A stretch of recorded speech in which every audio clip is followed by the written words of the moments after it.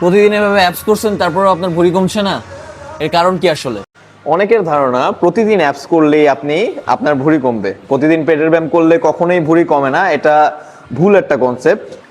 প্রতিদিন অ্যাপস করে কখনোই পেটের চর্বি কমানো সম্ভব না। আসলে আপনি যদি আপনার পেটের চর্বি কমাতে চান তাহলে আপনার বেশ কয়েকটা জিনিস ফলো করতে হবে।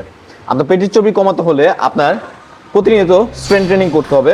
প্রতি উইকে অ্যাটলিস্ট 3 থেকে 4 দিন স্ট্রেন্থ ট্রেনিং করতে হবে এবং আপনার প্রপার একটি নিউট্রিশন ফলো করতে হবে এবং আপনার রিকভারির জন্য প্রপার 8 থেকে 9 ঘন্টার ঘুম প্রয়োজন।